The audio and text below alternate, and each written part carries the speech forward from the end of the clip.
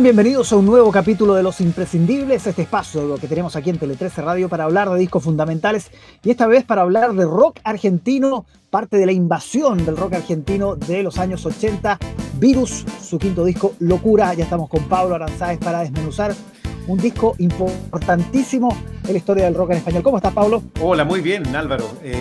Exacto, pues un disco argentino. Aquí está Virus, Locura, que es el más exitoso de la historia de esta banda argentina que conocimos en la época del rock latino acá en nuestro país, pero que tiene una historia anterior. Es una historia más larga la de Virus y es bien interesante porque estamos hablando de probablemente la primera banda argentina que se catalogó o a la que se le considera una banda de rock moderno. Y esto puede sonar bien ridículo, ¿no? Rock moderno, porque en distintos momentos de la historia tú puedes decir, oh, qué moderno que es esto, ¿no?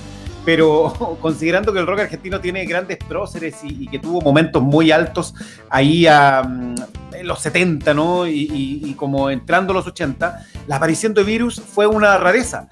Fue, si tú quieres, un grupo que se adelantó a su época, pioneros en el uso de sintetizadores, de bases de secuencia MIDI, y que empezó a experimentar con una serie de maquinitas y aparatitos que después serían parte del paisaje, ¿no? Que incluso el propio Charly García adoptó poquito después nomás en su disco Clicks Moderno, y también en el disco anterior, Yendo de la Cama al Living, un poco más tímidamente, si tú quieres. Pero Virus, no solo por el uso de estos aparatos, sino que también por su concepto, por el tipo de música, por el tipo de letras, se considera una banda pionera en el rock moderno, en lo que se conoció como rock moderno, pero que dio pie para que se dieran a conocer un montón de grupos que florecieron en los años 80 y que generaron una movida muy, muy intensa, un poco empujada por las condiciones sociales y políticas relacionadas con la Guerra de las Malvinas.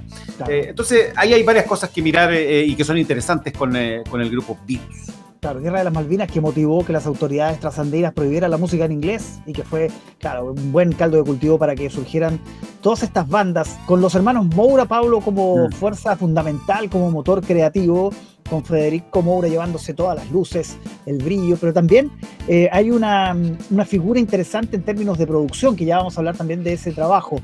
Hablemos de los hermanos Moura y de Federico, ¿no? Antes de meternos de lleno en Locura. Sí. A ver, la banda en este momento estaba integrada por, tú ya lo decías, los tres hermanos Moura, que eran Federico, el cantante, Julio Moura, el guitarrista, que también compuso buena parte de las canciones, Marcelo Moura, que tocaba teclados y que después en el tiempo sería cantante también, y aparte de ellos estaban Daniel Sbarra, también tocando teclados, Quique Mughetti, que tocaba el bajo, y Mario Serra en la batería. Hubo otros integrantes antes y después en la banda, pero esta es la formación de este disco, que es como formación clásica, ¿no? De la época, del mayor fulgor de la música de Virus, porque este es el disco más vendido, el más popular, el más exitoso, el que tuvo más hits también, después de varios intentos, ¿no? Porque ellos habían hecho 4 discos antes, el primero de ellos es Wadu Wadu, pero ya el anterior a Locura, que había salido un año antes, que se llama Relax, marcó un punto importante en cuanto a cambiar conceptos y empezar ya derechamente a hacer un grupo de tecnopop, ¿no? Y eso se profundiza con este disco. Yo te decía que en su inicio fueron un grupo pionero, moderno, pero también muy incomprendido, porque cuando estaban empezando los 80, Argentina todavía estaba en esta onda de un rock más político, un rock más reflexivo, y entonces toda esta cosa medio superficial, que proponía un pop además bailable, que hacía música con máquinas y que consideraba que no estaba mal divertirse en una época muy oscura en Argentina y en Latinoamérica, generaba esta suerte de rechazo y también una adhesión incondicional en un grupo más pequeño. Era esta cosa como de amor u odio, no había intermedios entre las posibilidades para encarar lo que hacía Virus a comienzos de los 80. Fue cambiando poco a poco, se demoró, fue lento, fue un proceso complejo, y que ellos llevaron adelante con mucha dignidad, siempre creyendo mucho en su proyecto y en lo que hacían. Y eso es muy importante. porque esto también suponía una propuesta artística, una puesta en escena también, como yo te decía antes, un trabajo conceptual que tenía el apoyo de otros artistas del mundo plástico, del mundo visual también, que rodeaban un poco a la banda y a todo este trabajo que se desarrollaba en el underground argentino, ¿no? En el mundo alternativo, y que floreció gracias en parte, gracias al talento de los grupos que estaban en eso, pero también gracias en parte a lo que pasó, y tú decías, con la guerra de las Malvinas. Entonces Virus es parte de este núcleo, ¿no? Pero que tiene un lugar bien importante ahí, porque ya lo decíamos, fueron precursores, y en muchos sentidos fueron adelantados a su época, no solo por la tecnología y por el concepto, también por las temáticas, ¿no? Tenían además a Federico Moura, un frontman, un cantante carismático, elegante, teatral, que cantaba con una actitud que en algunos momentos parecía a David Bowie, ¿no? Sí, y en otra era medio Sandro, un Sandro tecnopop, ¿no? Entonces era una propuesta bien interesante que llamaba la atención o generaba rechazo, al menos al comienzo. Fueron ganando éxitos, fueron haciendo conciertos donde empezaba a llegar más gente, mordieron el polvo en algún momento, ellos recuerdan en su historia, dicen, tuvimos que suspender muchos conciertos porque no llegaba gente, ¿no? Y después, bueno, se empezaron a llenar los locales donde tocaban, y con el disco Relax ya logran un nivel de éxito y de hits también, ¿no? Entonces este es el antecedente inmediato para que aparezca Locura, que es el disco que los hace explotar definitivamente y que los lleva a otras dimensiones, incluso internacionales. Ya eran más o menos conocidos, pero les permite venir a Chile y viajar a otras partes, hacer muchos shows. Ahora, con Relax ya estaban un poco en eso, ya estaban haciendo muchos conciertos, muchas actuaciones, y tiene que ver un poco con cómo surgió este álbum. Aparece en el año 1985, tiene, como yo te decía, esta profundización de ese cambio hacia lo tecno, pero también tiene la sexualidad como eje temático, ¿no? Las letras hablan de sexualidad en diferentes dimensiones, y no como una bandera de lucha, no como una proclama, que también tiene que ver con la época, ¿no? Más bien como un reconocimiento. Y en ese año 85 estaban pasando muchas cosas ya en el rock argentino. Aparecía el disco Giros de Fito Páez, por ejemplo, que también fue un gran disco. Aparecía Divididos por la Felicidad de Sumo, que también es otro disco importante. Y Sumo también, si bien no tiene nada que ver con lo que hacía Virus, se parece bastante en el sentido de que proponía algo muy distinto a lo que se venía haciendo, y era disruptivo respecto del rock argentino tradicional, ¿no? Proponía algo totalmente loco, nuevo, y que también generaba distancia. Parecido a lo de Virus, pero en otra clave, ¿no? En otra cuerda, en dos veredas distintas. Y ese mismo año, el 85, aparecía Nada Personal de Soda Stereo. Virus fue una gran influencia para Soda Stereo, porque Virus nace antes, ¿no? Entonces fue muy importante que existiera Virus para que bandas como Soda Stereo también pudieran hacer lo suyo. No son parecidas, o sea, no son iguales, pero son parecidas, tienen cosas en común. Y el propio Federico Moura fue productor del primer disco de Soda Stereo, porque se hizo una relación, hay un vínculo entre él y Gustavo Cerati que, bueno, dio pie para que trabajaran juntos en ese primer álbum de Soda Stereo. Sí, ahí se nota esa continuidad, esa línea, esa influencia. Y también esta mirada tal vez más hedonista, como tú mencionabas, donde no hablaban de la contingencia, no hablaban de lo que estaba pasando, no hablaban de ese momento oscuro de Argentina, sino que se sentían libres para hablar de otros temas. Y eso es fundamental. Y esta estética Bowie que se nota precisamente en Federico Moura, se nota en su performance, en su presentación en vivo, pero se nota incluso también en la carátula, ¿no? La discografía y en este disco en particular, en Locura, uno puede ver íconos, una iconografía muy, muy Bowie, ¿no? A mí siempre me ha, de alguna manera, inspirado esa relación, ¿no? Y no es para nada, es un elogio finalmente, es un elogio para Virus haber recogido esa influencia. Claro que sí. Y hay otras también, pero evidentemente como que uno miraba el panorama del rock en Latinoamérica y no veía muchos cantantes que quisieran ser como David Bowie en realidad. Exacto. ¿No? Todos querían ser otra cosa probablemente en ese momento, pero aquí aparecía un cantante que mezclaba un poco las cosas también. Yo mencionaba a Sandro porque tiene que ver con la cultura argentina y con este dramatismo, ¿no? que tienen un poco esas interpretaciones, y que yo creo que en algún aspecto también está muy relacionado con lo que hacía Federico Moura. Es interesante esto porque esta estética, esta forma de encarar este pop, ¿no? Esta forma de entrar en la música popular a través del pop, de los sonidos sintetizados, finalmente ha tenido una gran influencia en generaciones muy posteriores. Si tú miras lo que pasa hoy día en el panorama del pop chileno, argentino también en parte, hay muchas más conexiones con Virus que con Spinetta, por decir algo, digamos, sí, o con el propio Charly García, ¿no? Bueno.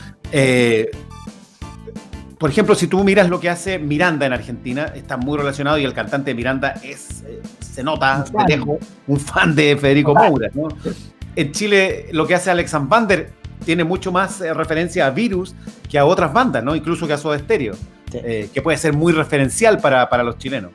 Javier Amena, Devenberg, en fin, le deben bastante más a ese tipo de trabajo que a otros que probablemente en la época fueron más prominentes, ¿no? O más destacados. Y hay una conexión también con Jorge González, fíjate. Jorge González es un tipo que siempre fue bien, no solo distante, yo diría que incluso ofensivo con los rockeros argentinos de la época. Sí, hay varias declaraciones. Claro, pues él decía que había, o sea, se sentía que eran su competencia, sí, y le daba un poco de lata que aquí pescaran tanto a los argentinos, particularmente a Soda Stereo, a quienes les tiró varias puntas públicamente, y que no pescaran la música chilena, ¿no? Que finalmente también se vio medio beneficiada con este fenómeno del rock latino. Pero bueno, Jorge González y Los Prisioneros, y Jorge González particularmente creo que tiene conexiones con Virus desde la sonoridad sintetizada, ¿no? Que utilizaba, y que se puede notar más fuertemente en Corazones, sí, pero que también se nota en algunas canciones anteriores. Y él hizo un cover de Virus. Hizo el cover de Sin Disfraz, que es una canción que está en este disco Locura. Ahí a comienzos de los 2000, ¿te acuerdas cuando se juntó con Álvaro Enríquez como parte de Los Prisioneros? Claro. Y grabaron unas sesiones radiales donde también estuvo participando Pablo y la Vaca de Chancho en Piedra. Bueno, hicieron un cover de Sin Disfraz, lo cual da cuenta de cierta admiración o de interés al menos por el trabajo de Virus, que es, como te decía, algo poco usual en González, que nos suele mirar de esta manera a los grupos argentinos, particularmente a los argentinos que son contemporáneos a Los Prisioneros. Entonces ahí también hay un dato interesante que conecta un poco las cosas, ¿no? Y que hace sentido entre escuchar un disco como Locura y escuchar el nuevo pop chileno. Totalmente, Pablo. Vamos a las canciones para analizar también aquí en Los Imprescindibles. Comencemos con Pronta Entrega, que es uno de los mejores cortes de este disco. Buenísima canción, canción emblemática para los miembros del grupo, además, y que tiene varias lecturas, ¿no? Hay una relación con Brasil del grupo que está asociada al apellido de los hermanos Moura. Moura es un apellido portugués, ¿no? Claro, absolutamente. Lucas Moura, el futbolista, por ejemplo, para poner un ejemplo más o menos reciente, ¿no? Pero bueno, para ellos Brasil era un destino de relativa frecuencia, habían estado por ahí, y allá es común la expresión pronta entrega en los servicios de comida, ¿no? Pronta entrega, ¿no?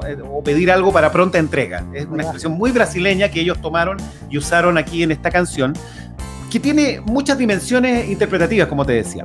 Las drogas, por una parte. Me puedo estimular con música y alcohol, pero me excito más cuando es con voz. Tiene ahí un primer elemento, ¿no? que da para una lectura, ¿no? Esto se trata de drogas. Estas noches de calor llenas de ansiedad. En fin. Julio Moura dice que es una canción de amor, ¿no? Una canción de amor festiva, ¿no? Que tiene que ver con una situación dentro de una discoteca, o que puede imaginarse dentro de una discoteca. Pero el propio Julio Moura da una señal muy interesante sobre lo que estaban pensando él y Federico cuando hicieron la canción. Que es una canción que les hace recordar a su hermano mayor, a Jorge Moura. Recordando tu expresión, ahí debería haber una señal de homenaje, ¿no? O de mención a Jorge Moura, que es el hermano mayor que desapareció en el año 1977, detenido por agentes de seguridad que se disfrazaron de obreros y lo hicieron desaparecer, como a muchos otros argentinos, como a muchos chilenos también, sin que se haya conocido nunca su paradero. Una historia durísima, muy complicada para la familia Moura, y que no muchos conocían hasta determinado momento. Y es curioso que esta canción tenga esa conexión, por lo menos reconocida por el propio Julio Moura, cuando dice, nosotros estábamos pensando en Jorge en realidad, cuando hicimos esta canción. Jorge era militante del Ejército Revolucionario del Pueblo, bueno, tenía una participación política subversiva, ¿no? Que finalmente termina con que él sea uno de los detenidos desaparecidos argentinos.